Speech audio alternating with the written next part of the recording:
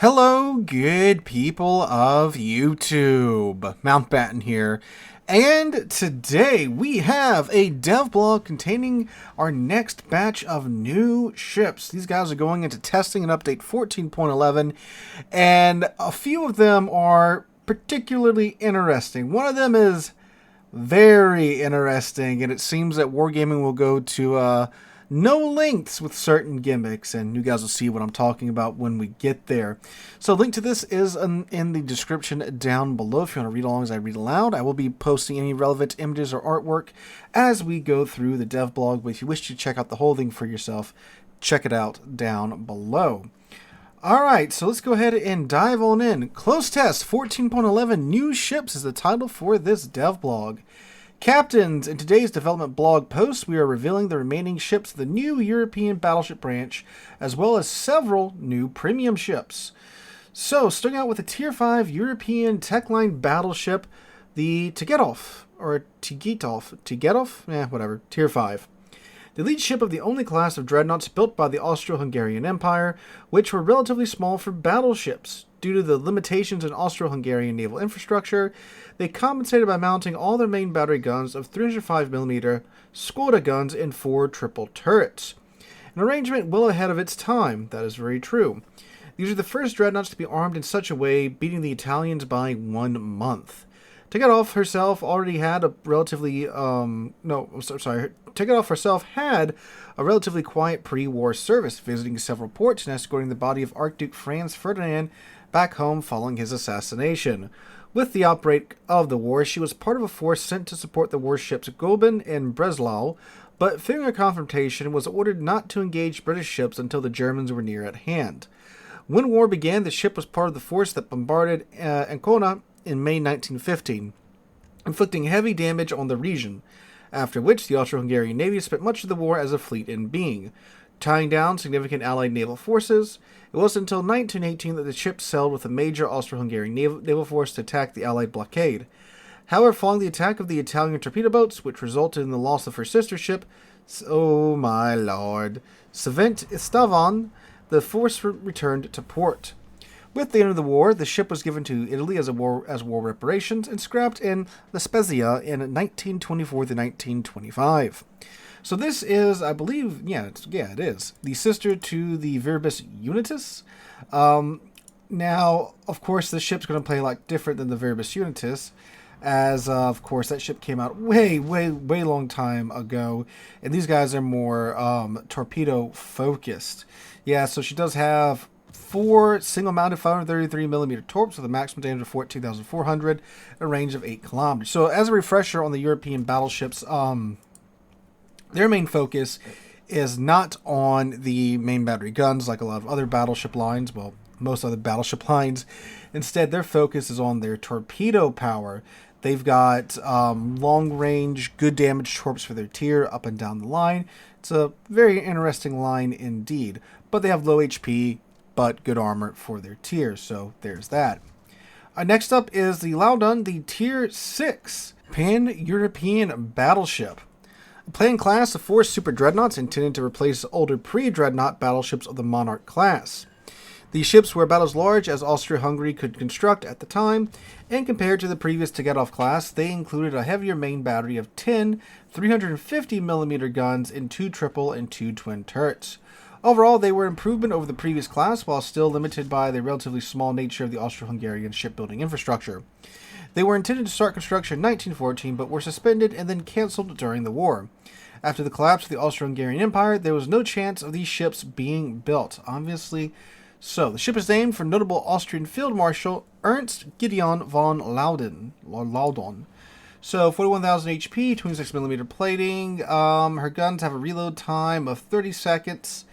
And let's see, the torpedoes, 2 by 1 533mm torp. So weird, you lose 2 torp 2s between the Tier 5 and the Tier 6. What's their reload time? 100 seconds.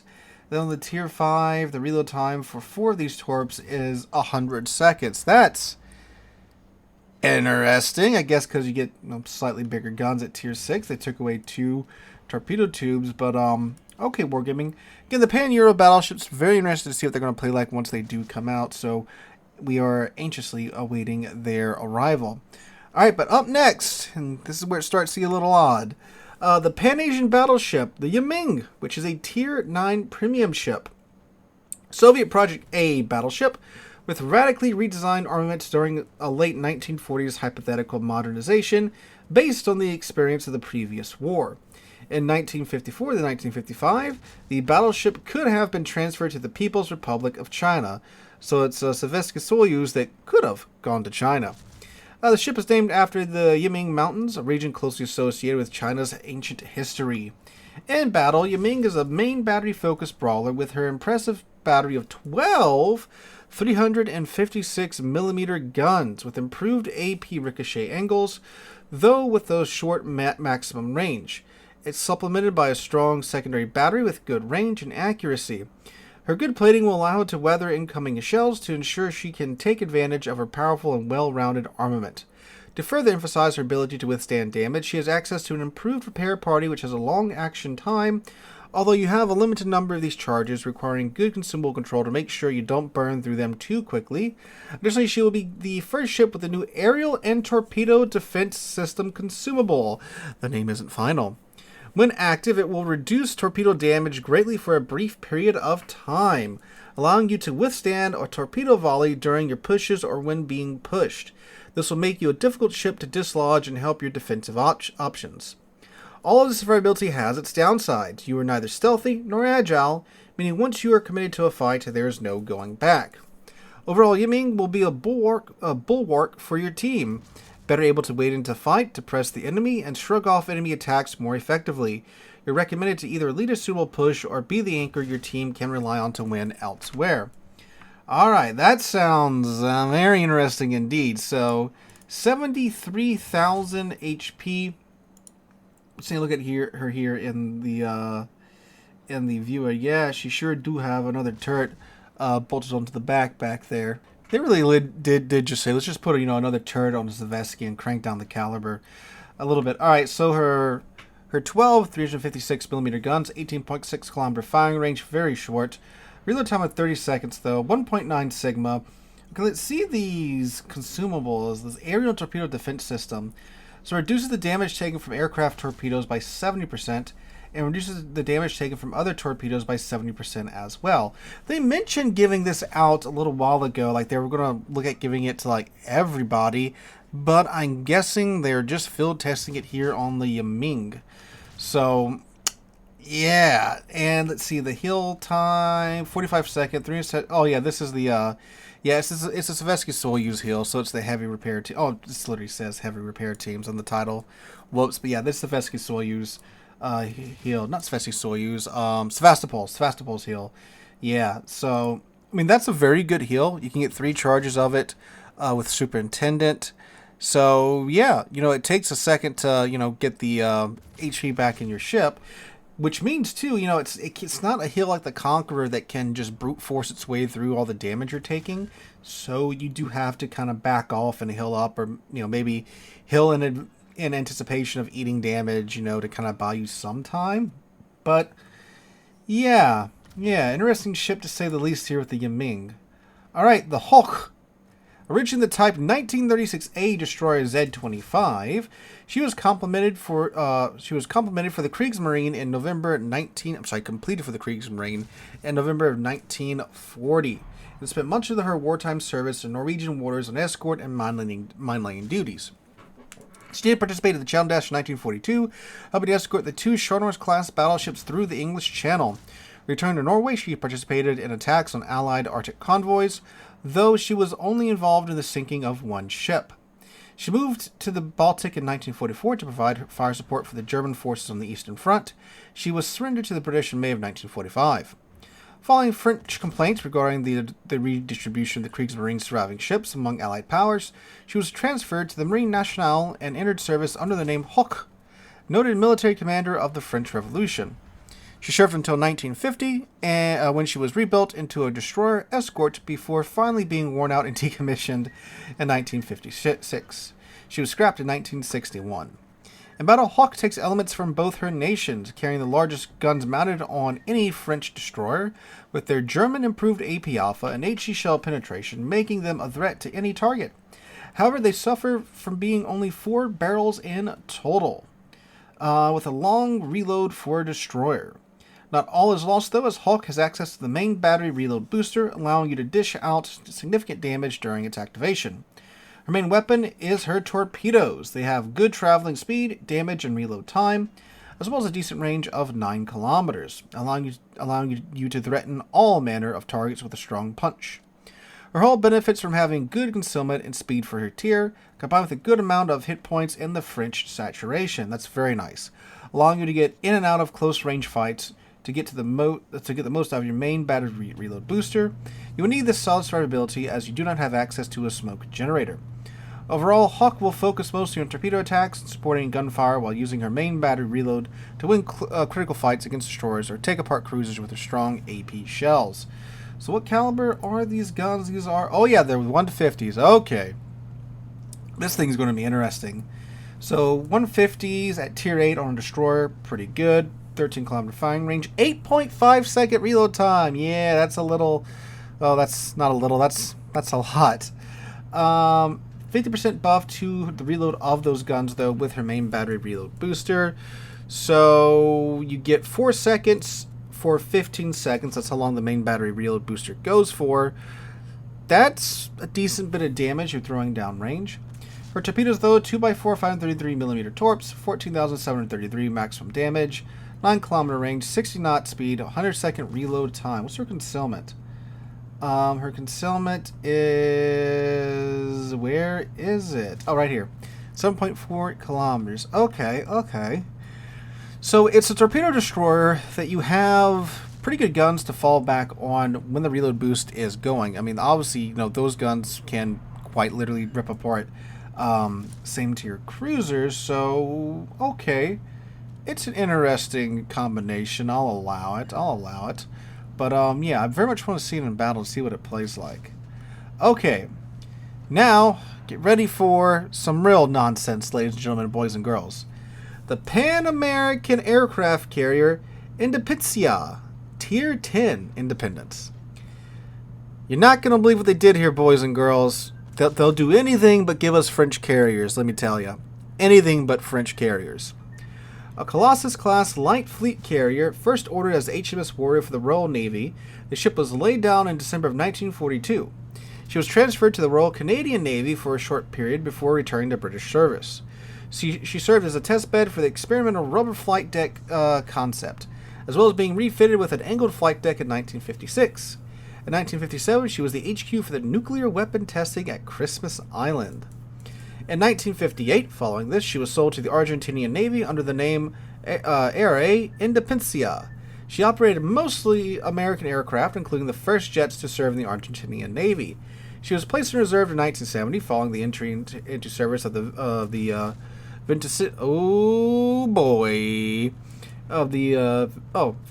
de Mayo, 25th of May, another Colossus class, which had been further modernized while in Dutch service. Independencia was scrapped in 1971. Independencia arrives as the first Pan-American carrier as a member of the Colossus class, already present with the Royal Navy. Her low speed and weak protection will mean that you must make sure you are safe during battle, otherwise it could be over very soon. Like most Pan-American ships, Independencia will have access to combat instructions, charged in her case by successful bomb and rocket hits. It will significantly improve aircraft replenishment times while it is active, which will be important as their air group is made up of one conventional squadron with very slow replenishment and 2 tactical squadrons. Her regular squadron consists of torpedo bombers with powerful torpedoes. However, their regeneration speed and starting capacity are very low, meaning taking losses early on will really hurt your ability to do damage, while you wait for the other squadrons or for more torpedo bombers to be made ready. The first of the 2 tactical squadrons is an armor-piercing dive bomber squadron. They have good all-around performance and provide a large amount of progress to the combat instructions, but their reload is on the slower side. The second squadron is an attack squadron armed with rockets. The rockets themselves are not all that powerful, but they will be able to charge the combat instructions relatively easily. In battle, you want to use your tactical you want to use up your tacticals to charge. What the heck?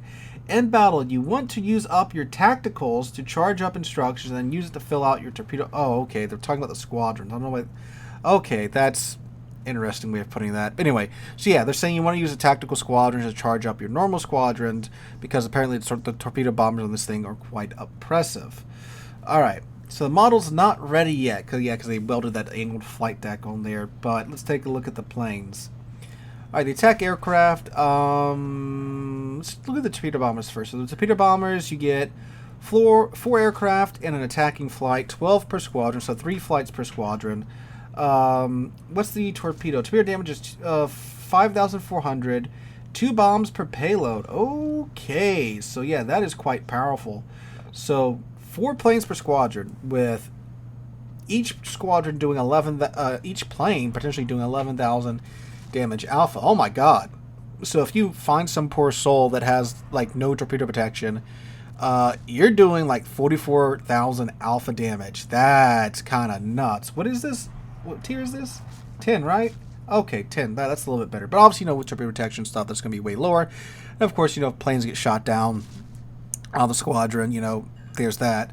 But yeah, that is some crazy alpha damage there. Yeah, so 2 bombs, 2 planes, 2 torps per payload. Yeah, 4 planes. Yeah, that's a lot. That's a lot of damage. Okay. The attack aircraft, yeah, it's 5 in an attacking flight. They get 8 rockets per payload, so 40 rockets. They only pin 33 millimeters though, 6% fire damage. I mean, yeah. I mean, like they said, they're kind of all right. The dive bombers, 2 bombs per payload, 4 bombers per squadron and per attacking flight, because it's a tactical squadron. So we're dropping 8 bombs at 4,900 maximum bomb damage. Okay, so yeah, I mean that's pretty good too. But again, we'll have to see when she comes out. But man, a carrier with combat instructions. So let's double check the combat instructions, make sure nothing's too goofy on them. Oh, it actually doesn't. Oh yeah, here it is right here. So you get 10% per bomb hit and 2% per rocket hit. So with how many rockets does this thing spew out? 5 times 8, so 40 rockets. Yeah, you can get that up to 80% if they all hit. Right? We don't know what the reticle or anything looks like. You do have 90 seconds to strike something before you do start losing progress on your combat instruction. Man, but the prep time though, you get a 97.5% buff to the aircraft preparation time, which I'd like to think that's just for the torpedo squadron and not for the tactical squadron, but who knows? So what's the prep time for the squadron? Does it say, or is it going to say it up here? Maybe. Airstrike, maneuverability, concealment, available consumables, fighter. You would think it should say by the. Oh yeah, 200 seconds. Okay, so you take that way the hell down, and that's per aircraft. So for 20 seconds, you can get a squadron up. Pretty much just like that. Okay. Alright, I'm curious to see how this thing does through testing, see if it gets to enter the game in this state. Yeah, so we'll see about that. But yeah, carrier with combat instruction, boys and girls. Who knew? Alright, next up is the Commonwealth cruiser, the Pioneer, which is a Tier 10. An Australian cruiser for the development of the light cruiser design with 1,652mm guns, considered in Great Britain in the late 1930s. So it's a really big Dido, it sounds like. Combined with the distinctive feature, 3 levels, super-firing main battery turrets adopt from the Dido-class cruiser, and one of the sketches for the Minotaur project, designed Z4C. The ship inherited her name from one of the first big ships of the Royal Australian Navy, transferred from the British Navy in the early 20th century. The most striking element of Pioneer is the distribution of main battery guns.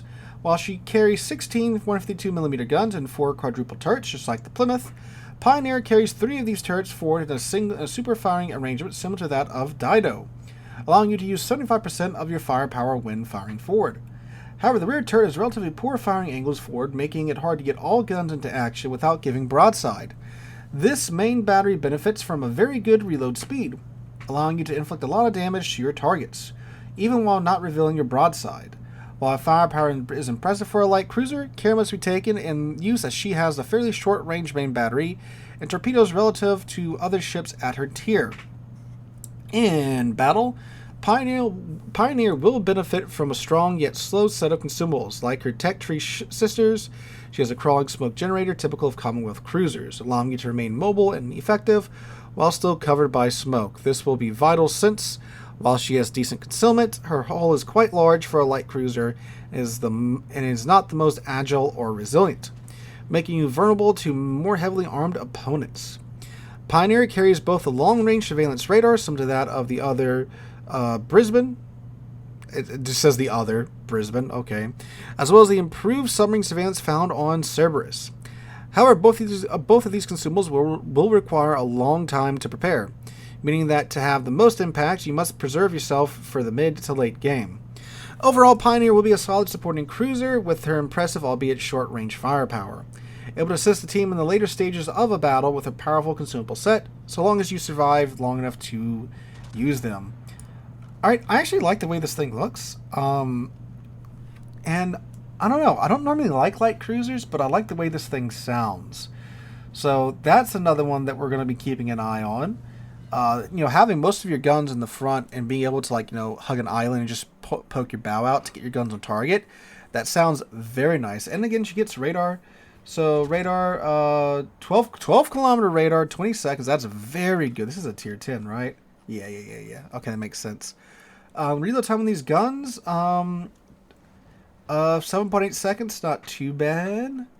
And does she get a heal? No, oh, she doesn't get a heal. 28 second heal with 234.5 HP per second. Okay. All right. Man, she has 5 slots of consumables too. Yeah, they weren't joking. So yeah, crawling smoke, surveillance radar, and sub-surveillance. The improved sub-surveillance. Yeah, buddy. Yeah. Okay. This is how you do a support cruiser wargaming, not Tiger 59.